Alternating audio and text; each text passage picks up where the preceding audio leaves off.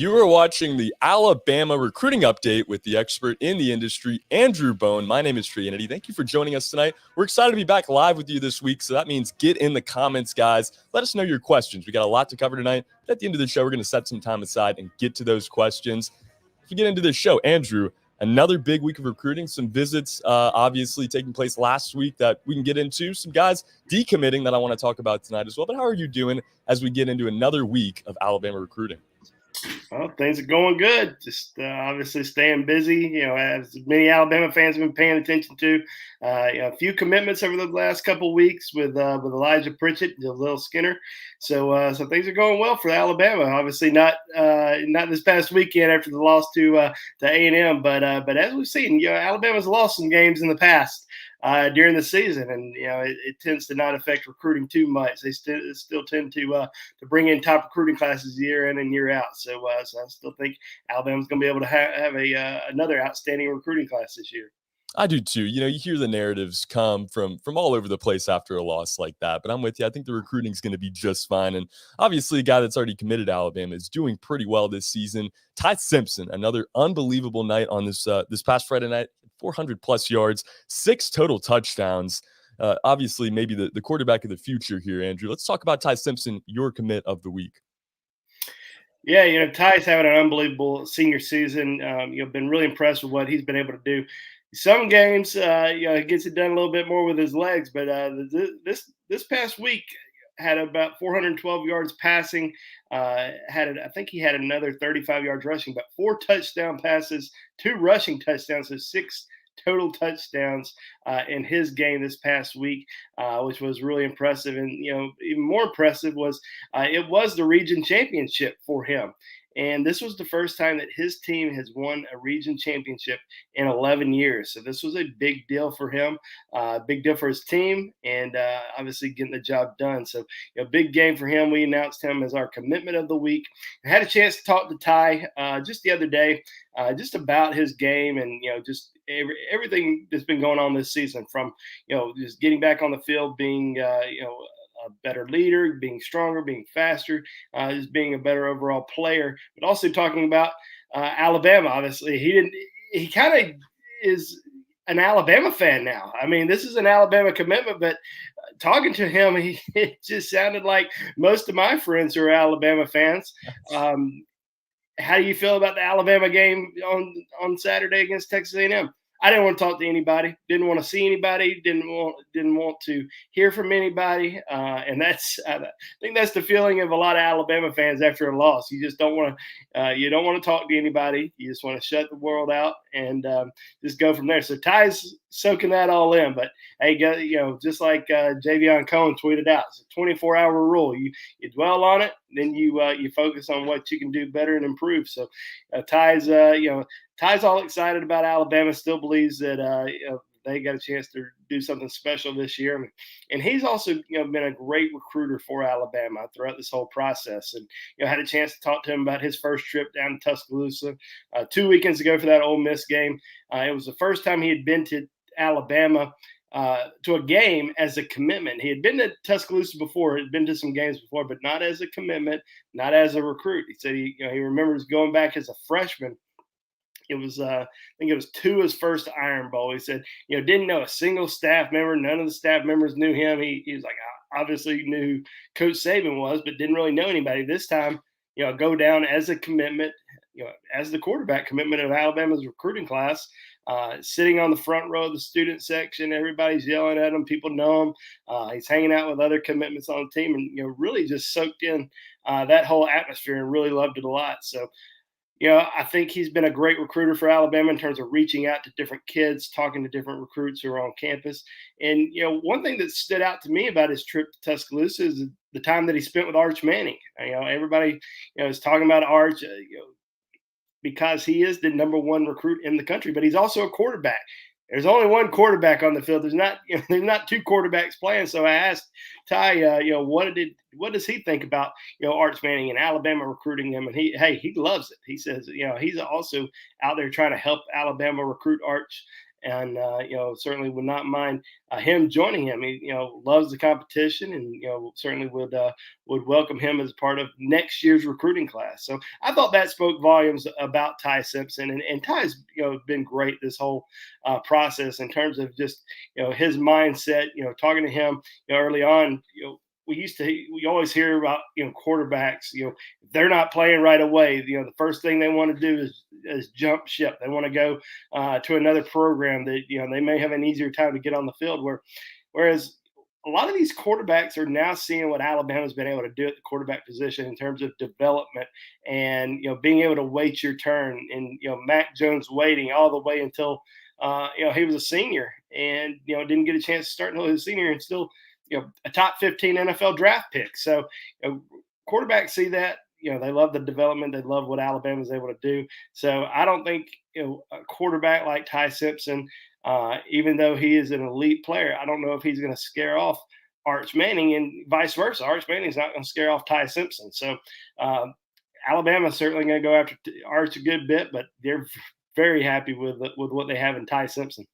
And they should be. I mean, like you said, just an incredible young man. We heard that from the jump. He was willing to wait his turn. And it really does start with Mac Jones and setting the example for this group, maybe even Jalen Hurts if you look back a little bit further. But Simpson, really trying to recruit Arch Manning there. Some other players as well. We've seen it. Guys, we get into the show tonight. Hit that like button. It's as simple as just clicking the box there. Get in the comments as well. We're going to take your questions as we get into the show. Ty Simpson, though, the commitment of the week. Go check that series out on BamaInsider.com.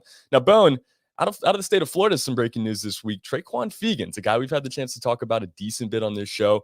A lot of commenters talking about Fegans as well, and now decommitted from the University of Miami. Did this surprise you? An in-state guy, defensive back, somebody that Alabama's shown some interest in.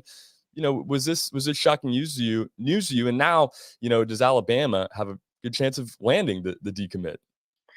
Yeah, I think with Trequan, the biggest thing with him was, obviously Miami having just a tough season, and committed to the Hurricanes back during the summer, and when he committed, it just really didn't have that green light to commit just yet to Alabama. I know Alabama's liked him for a long time. He camped in Tuscaloosa. Heard he did really well, but as we know, Alabama has two defensive back commitments right now, and Antonio Kite and Jake Pope. Still going after some big name guys, including Damani Jackson, Denver Harris, Earl Little Jr. All these guys are still very much in play for Alabama. But Trequan Fegans having a great year at Thompson High School, one of the best high school football programs in the country, and plays alongside Alabama commitment Jeremiah Alexander, and there are some other Alabama targets in next year's class, including Peter Woods and Tony Mitchell. So Alabama, I think they really like Fegans a lot. I would not be surprised if he's in Alabama's recruiting class. Now, will he make a decision sometime soon? Maybe they drag it out a little bit longer. He may take some visits, take some officials, and then make that decision a little bit further down the road. But with Miami's struggles, he wanted to get out of that commitment. Alabama's not the only school that's recruiting Trequan, so would expect him to take some other visits this fall. But I'm really looking for him to potentially be as a member of Alabama's recruiting class. Like I said, I don't think it happens anytime soon, but could happen, November, December, sometime like that. We'll keep an eye out for it. Alabama already landing some verbal commitments, at least from Thompson High School. Fegans would be another big part to get from the Birmingham area. We'll talk about the defensive line next, though. The defensive line that, has kind of had their struggles on the team right now. We saw that was one of the reasons they struggled this past week at Texas A&M. Who's Alabama looking to fill into these positions? Is there maybe one position of need on the defensive line more than the other? And, who do they have the best chance of landing at this point? Yeah, I think that's the biggest question mark going into the remainder of this recruiting class. Who are they going to fill these spots with? How many more defensive linemen are they going to take? And, really, who can they get on campus? Who can they get in for an official visit? And, there's a lot of guys who are out there who are saying, hey, yeah, we're coming in for an official. We're still very much interested. But who's really in the mix for Alabama? And first off, I think you have to look at Curtis Perry, who's an in-state defensive lineman. Did not camp at Alabama this summer, but has had a great senior season. I think he's up to 15 sacks so far this season alone. So, very aggressive defensive lineman, and quick as a cat. A little undersized. He's not your big 285-pound, 290-pound defensive lineman. He's about 260, 265 pounds. So could end up playing defensive end. Rushing off that edge. But he's somebody that I really think that has moved up Alabama's recruiting board over the last few months, especially with the way he's been performing his senior season. So would not be surprised if Curtis Perry is a part of Alabama's recruiting class. There's a new defensive lineman that received an offer from Alabama about I would say a month ago, but I think it was about 2 or 3 weeks ago, and that's Isaiah Hastings out of Clearwater Academy down in Florida. Originally from Canada, is from Toronto. Moved down to Clearwater for his senior season, and really has started to blow up. About 6'4.5", 295 pounds. Has set up an official visit to Alabama for October the 23rd, that Tennessee weekend. Really watching out for him because this is a guy that it's very intriguing, and we've seen Alabama do this before in the past, where they extended these late offers to these defensive linemen that really kind of just emerged really late in the process, and several of those guys have turned out to be great players, including Christian Barmore, who Alabama extended an offer to, I believe, in October of his senior season. So watching Isaiah Hastings, pretty closely right now. He's got an official visit coming up to Oregon this weekend. He's visited Florida a few times, so I think the Gators are pretty high on his list. But this could be a big visit for him coming up to Alabama, especially you link him up with somebody like John Mechie, who's also lived in Canada most of his life. So get those two linked up together and just kind of see what happens. But there's some other guys that are out there. Anthony Lucas, a big defensive lineman from Arizona, who Alabama would love to add. Visited Tuscaloosa back in June and plans on getting back to Alabama for the LSU game. Spoke to him last week. Is in constant communication with the Alabama coaching staff. But there's a lot of other schools that are in play for him as well, including Texas A&M, LSU.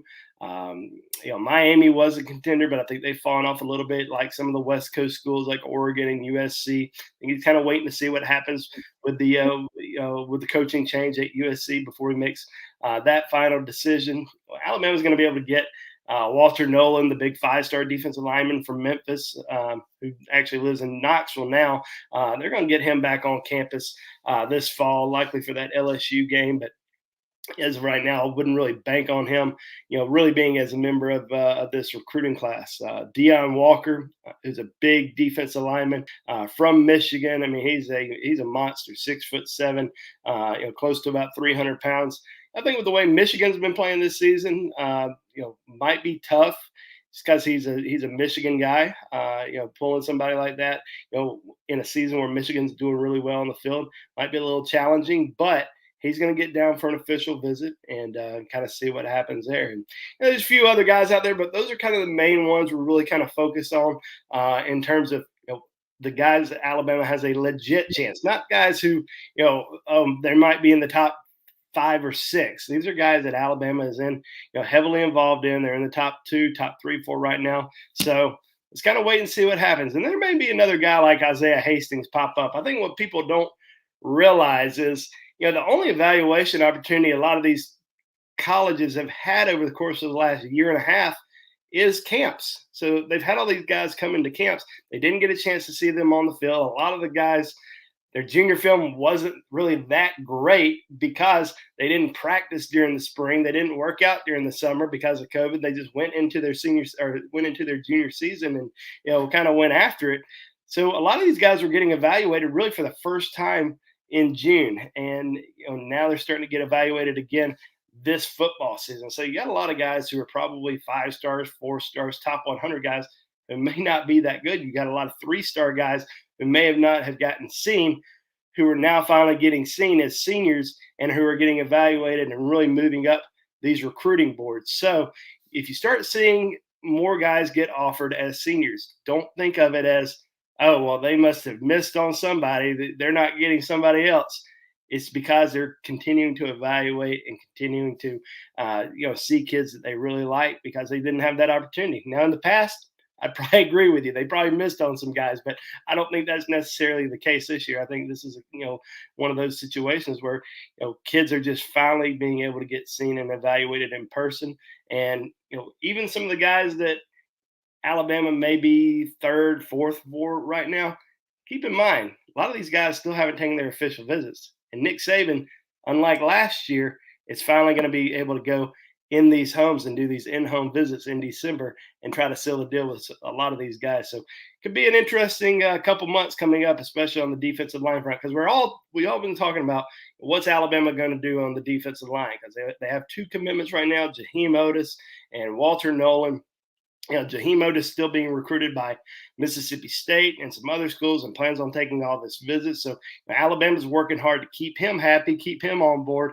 I believe they will keep Jaheim Otis on board, but you still got to fill out some other needs. And there's a great group of players in next year's class. 2023 is probably one of the deepest years of defensive alignment that I've seen in my 18, 19 years of covering high school football recruiting. But that doesn't mean you can only sign 2 this year and go after 10 next year. You still got to fill some needs this year so you can have some depth on your team for this upcoming year. Before we move along in the show, got to give a big shout out right now. Chill Will, thank you for the super chats. $20, $50. That is thank you, Chill. Appreciate you, my man. Getting in there. So much. We need you in here every week. I was going to say you're very. I'll answer any question he's got. No kidding, and get him in there, Chill Will. The rest of you guys as well. Get in the comments. Let us know what you're thinking. We are going to set some time aside at the end of the show to address those questions. Seen some good ones already. Thanks again for the super chat. That means a lot to us, and just hitting the like button means a whole lot to us as well here at BamaInsider.com. Checking out his work, Andrew Bone's work on Twitter as well at Andrew J. Bone. Just share the love, guys. We appreciate all of it. And like you said, Andrew, this year has been so different. This past year with COVID, but we're seeing it return to normal. And with a lot of guys, that means decommitments because they didn't really get to experience a lot of these schools, test out the waters. So I kind of want to go through a list here and talk about some guys that you could see decommitting. We're going to start in Texas with a current running back commit in Jamarion Miller. What's his status? And do you see him maybe breaking that commitment with the Longhorns? Well, it's tough to say. You never want to say, somebody's definitely going to, flip. You just never know. I remember a kid several years ago that was committed to. I'm not going to say the name, but he was committed to Ole Miss. But he had been telling a lot of people behind the scenes that he was flipping to Alabama, and he was even pretty much on the Alabama commitment list unofficially. And in the end, he ends up sticking with Ole Miss. So you just never know, with some of these kids, especially the ones who are committed. But Jamarion Miller committed to Texas this summer. Alabama still in looking around for another running back in this recruiting class. And, I spoke to Jamarion a few days ago, and he confirmed that he still plans on taking an official visit to Alabama this fall. Still taking he visited Oklahoma. There's some other schools that are still involved with him. But as of right now, still committed to Texas, but is going to visit Alabama, and we'll kind of see what happens, after that visit. Let's keep it in the Lone Star State. A guy we've talked about a little bit more on this show, Justice Finkley, another Texas guy at this point. What do you see in his crystal ball?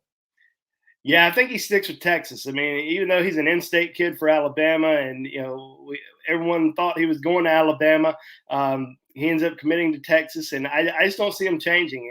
Since he decided to wait it out, waited until a few weeks into his senior season, I just think that he's going to stick with that commitment to Texas. Now, will he potentially make a trip back down to Tuscaloosa? I wouldn't be surprised. Wouldn't be surprised if we saw him at Alabama, maybe for the LSU game. But in terms of what he's going to end up doing, I think the kids that make these commitments like into their senior season, it's a little harder to get those guys to flip. I mean, I think you got to kind of wait and see what happens in terms of coaching changes and stuff like that for a lot of these kids that may be committed to that may commit to programs back in the spring or in the summer.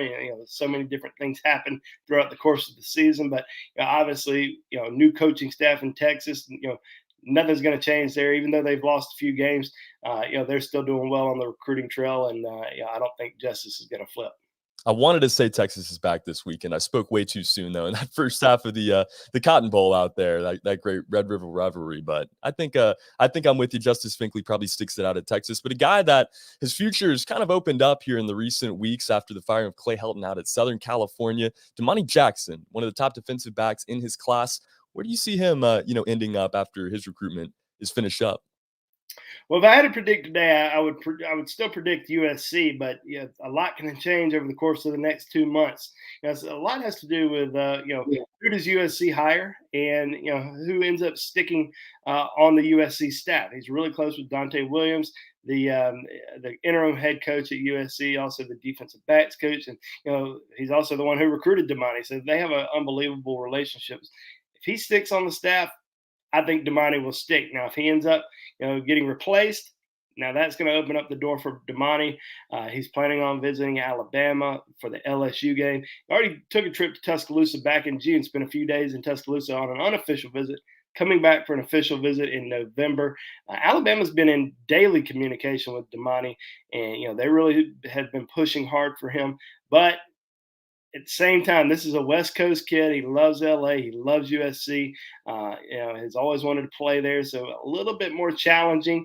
But you know what? Bryce Young felt the same way at one point. He was a USC commitment, and grew up cheering for the Trojans, and ended up having to make the best decision for his future. So I don't think Bryce regrets that decision one bit. So we'll see what happens with Damani, but Alabama's certainly been pushing it. With Alabama, obviously they've been doing really well in the NFL, and with the defensive backs, and with Trevon Diggs and Marlon Humphrey and Minka and all those guys. I mean, it's just Patrick Surtain Jr. I mean, there's just so many defensive backs that they can really sell to these top recruits, including Damani Jackson. So we'll see if that speaks volumes to these guys moving forward. What a great recruiting tool to have, and what a great fan to have. Chill Will, can't thank you enough again. Another super chat. Really appreciate your support. Going crazy tonight. Thanks for getting in there. And guys, keep these questions pouring in. I'm seeing some really good ones over there. We're gonna set some time aside. We're getting close there, guys. So keep them coming. A couple more players to talk about, though. I'm gonna start with Shamar James, LSU commit, linebacker this time. What are your thoughts there? Well, Florida commitment. I may have written down. No, that's on me. But yeah, Shamar James currently committed to Florida. I think he shocked everyone when he committed to Florida back in the summer, but that doesn't mean that he's going to stick with Florida. Other schools certainly coming after him. He visited Georgia a couple weekends ago. When he visited Georgia, that really really opened my eyes a little bit in terms of, hey, he's still taking visits. He's still listening to other schools. I know Alabama, loves Shamar James. They've still been pushing hard for him. Linebacker, certainly a top priority for Alabama. Would love to get another, really good linebacker in this class, and Shamar James is certainly, right at the top of the list. So we'll see what happens. Alabama's pushing hard for him, led by Pete Golding and Sal Sinceri, and they would love to flip him. And he's going to visit Tuscaloosa again. He's already confirmed that he's going to make a trip back to Alabama. So there's going to be a lot of recruiting going on with Shamar James up until he signs that letter of intent, because Nick Saban's going to be making that trip down to Mobile here in a couple months for that in-home visit, and try to seal the deal with him. Certainly will. And I jumped the gun here a bit. I want to talk about LSU a little bit now. And a wide receiver committing, Aaron Anderson. What do you see happening with his commitment? Well, there's three receivers in Louisiana that Alabama really likes a lot. And one is Aaron Anderson, the other Shaz Preston, and Kendrick Law. I think Alabama's going to land at least one of those guys. They might land two. Aaron Anderson made a trip to Tuscaloosa last weekend for the Ole Miss game. And it was pretty significant because LSU was playing at home against Auburn that weekend, and he didn't go to the LSU Auburn game. He went over to Tuscaloosa instead. That was his fourth trip to Tuscaloosa since June. So there's very high interest in Alabama from Aaron Anderson. He's having a great senior season. Is a spectacular wide receiver, but also gets it done on special teams. Makes big plays. Would not be surprised if we saw Aaron Anderson flip to Alabama. I think with everything going on at LSU right now, and Ed Orgeron certainly being on the hot seat, this could really open up the door for Alabama to squeeze in there and get Aaron Anderson away from LSU. So keep a very close eye on Aaron Anderson moving forward, because this is a guy that I feel like Alabama potentially might have the best chance to flip. We've seen Nick Saban have his way in Louisiana in the past, but I want to talk about a Kentucky commit next. An offensive lineman, Keontae Goodwin. Where do you see him ending up? This is another guy on the line Alabama would love to flip. What do you see happening in his commitment, his recruitment?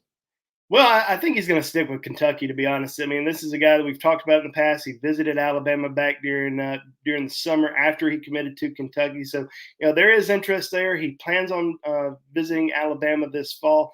A lot of schools coming after him. He's having a great senior year. Really has transformed his body. It's kind of one of those transformations like we saw with Evan Neal a few years ago. I remember when Evan Neal was this monster lineman, but he was overweight. He was 380 pounds, 390. Then he started losing that weight and working out a lot and getting in better shape at IMG Academy. And kind of the same thing that we're seeing with Goodwin. I mean, just physically is extremely impressive. Has that just first round draft pick size in his future. I mean, he's just really impressive looking kid, and certainly somebody that I think really any program in the country wants. But he's committed to Kentucky. Kentucky's having a tremendous football season right now. Obviously, the big win against Florida. You got to think, any top kids that are committed to Kentucky right now, and it's not like they land, 5 stars and 4, top 100 kids all the time. But they got to be excited about the future of their football program up in Kentucky. So I think with Goodwin, probably going to stick with the Wildcats, and obviously Kentucky, known for their offensive line and how well they've really done on the offensive front for the last several years. So right now, I think he sticks with Kentucky, but he is going to take an official to Alabama this fall.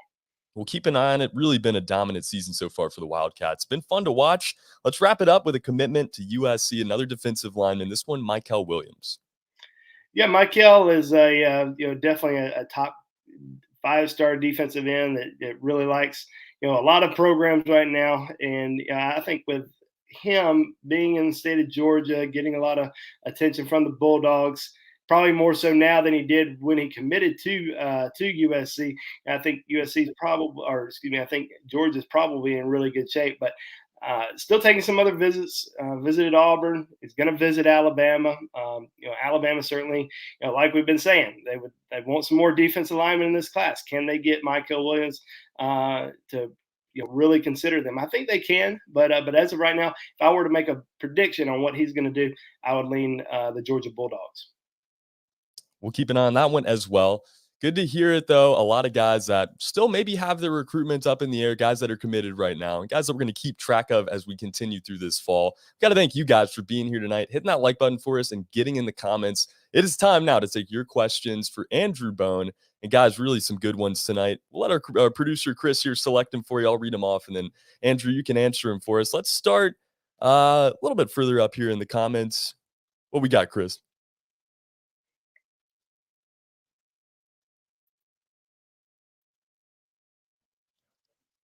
Let's start with this one from Matt Swaggy here. Can Alabama flip Travis Hunter? Yeah, that's another flip candidate that we didn't really talk about. I don't see it happening. Obviously, being committed to Florida State probably tough right now. You just don't know what direction this Florida State program is going to go in. Kind of had a feeling that Florida State was making a turnaround after their game with Notre Dame earlier this season, but it's been a rough year for the Noles. So as of right now, I think he sticks with Florida State, but Alabama certainly would love to get him on campus. They went and saw him play a few Friday nights ago, so they wouldn't just go to see a kid play if they didn't feel like they had at least somewhat of a chance to at least get him on campus for a visit. So them going to see Travis Hunter playing certainly indicates that they believe they can get him on campus for at least maybe an official visit. So we'll see what happens. But as of right now, I'd say he sticks with Florida State. Interesting there as well. We're talking about a lot of guys tonight that are currently committed to some schools and guys that Alabama could eventually flip. I want to talk about Kenyatta Jackson next. Any updates on him at this point? This question, again, from Matt Swaggy. Yeah, nothing really new with Kenyatta Jackson. We visited Alabama a couple times during the summer, but really just never got that just major push from the Crimson Tide coaching staff. Being recruited, really as a kind of an edge pass rusher, and I think after Jeremiah Alexander committed back to Alabama this summer, things really kind of slowed down with Kenyatta. So I would kind of look at Ohio State, Oklahoma. Probably a battle between those two schools for Jackson right now. We'll keep an eye on him as well. Next, Blake Boozer wants to know who are some commits that you think should be rated higher than they currently are? That's always a good question. Yeah, I think Jeremiah Alexander is a definite 5-star, and I know he's a 5-star on some sites. Rivals, he's top, number 30 overall, which top 30 overall, you're a 5-star recruit. The rankings just haven't been expanded yet, but or the stars haven't been expanded yet. But I think Jeremiah Alexander certainly has solidified himself as a top 25 player in the country. I think Kobe Prentice, being a 3-star, I think he's got a chance to really shoot up the rankings. He's having a great senior season. Really liked him this summer, but I think a lot of people just wanted to see how he was going to perform on the field this fall, and he's been nothing short of spectacular. I think on the offensive line, have really been impressed with Elijah Pritchett and Tyler Booker. Booker a little bit bigger. You could potentially see him playing guard once he gets to college, but I know he wants to play tackle. He's played the left tackle and right tackle down at IMG. But Elijah Pritchett, man, this guy is. You go and watch his film. When you get off this show, Google Huddle Elijah Pritchett, and you will see some impressive senior highlights. I mean, this is a 6'7", 295-pound offensive tackle that can move and can get to the second and third level with ease. I mean, I think this is a spectacular football player. So, certainly go and watch his highlights. But I think Antonio Kite's having a really good senior season at Anniston High School. But those are some guys that I've been really impressed with. Obviously, Ty Simpson, you can't say enough about him and the way he's been performing on the field this season as well. Manuel Henderson's putting up video game like numbers every single week. Of course, competition not as great as some of the other guys in this class, but still, when you're ripping off 260, 315-yard rushing performances, that's still pretty impressive. And then I've also been really impressed with Amari Neblock, tight end commitment, wide receiver tight end commitment. I don't want to label him just tight end because this guy can do it all, but he's well on his way to 1,000 yards receiving this fall, and certainly living up to earning that offer that he received during the summer from Alabama. But really a lot of Alabama commitments are having great senior seasons, but those are some of the guys that really have stood out to me, because we've been keeping up with the stats and highlights every single week and watching the game film, and there've been a lot of really impressive performances so far. Truly incredible performances like the one Ty Simpson had this past Friday. You know what? How about we just rank them all higher? They're all working very hard. Thanks for the question, Blake Boozer. Let's move to Mechanic next. This one's a little bit hypothetical as well, but I think it's an interesting question. Can the vibes from last game, like a loss, affect the mindset of some of these defensive recruits? Because it is a trend that has been going on for a few years now. Well, I wouldn't say that. I mean, you look at Alabama's defensive class last year, and it was one of the best defensive classes they've probably ever signed. This year, obviously, once again, I mean, you look at Jeremiah Alexander, Sean Murphy, Antonio Kite, Jaheim Otis. I mean, it's a really good defensive class. There's some other guys out there that they're still heavily recruiting. I also think on the flip side of that, you can sell this to recruits. Hey, we need help. We need depth. We need more playmakers. And this is when Nick Saban and the coaching staff does really well on the recruiting trail. You're not always going to get. You're not going to win every single game. And I think when other recruits are out there, they see Alabama. Oh, guess what? They're fine. I can go somewhere else and make an impact. And now they see Alabama having some struggles on the defense side of the ball. Hey, I can go there. I can make an impact. And I think that's what, a lot of these coaches, Coach Saban, Coach Golding, and that whole staff is really trying to sell to recruits right now, especially after the way, the defense has performed, on the field. That up and down. They haven't played their one complete whole game just yet. I'm really anxious to see how well Alabama can do playing one complete game, because I think once they kind of turn it on, they can be as good as anybody in the country. I love that answer. I really think there is a way to spin it any way you can, and this staff does such a great job of that with these recruits. Couple more questions, maybe just one more to finish it off here on the offensive line. But before that, got to thank Dwayne from Florida for being here with us tonight, one of our subscribers. And if you guys haven't subscribed already, it's as easy as going to our homepage and clicking on one button. You can get all the latest coverage in Alabama football news, like our show, and all the other great content we got in our channel. But to wrap it up tonight, let's get a question in from Sam. He wants to know, AB, I love it, getting the nickname going. Where does Alabama stand with interior linemen, specifically at the guard position? Ooh, that's a good question. As we know, Alabama has three offensive line commitments: Tyler Booker, Elijah Pritchett, and Dane Shore. Which, as I said earlier, I wouldn't be surprised if Booker slides inside the guard, even though he probably doesn't want to hear that. But I wouldn't be surprised if he made a move there. Devin Campbell, five-star offensive lineman out of Arlington, Texas, took an official visit to Alabama back a few weeks ago. Really likes Alabama a lot, but just I don't see him leaving the state of Texas. I think Texas is probably in pretty good shape there, but there's always a chance. There's another lineman in Texas, Nito Umazulo, who is still considering Alabama, make a trip back to Tuscaloosa for an official visit sometime this fall. Hasn't said when. This is a kid that doesn't really talk a lot to the media, so you really just don't know what's going on in his recruitment. But we know Alabama's still going after him. Julian Armella, who's more of a tackle, but could potentially play guard out of St. Thomas Aquinas down at Fort Lauderdale. He'll make an official for the LSU game, so that's another guy that could potentially be in this class. Now, always remember, the transfer portal is open for business.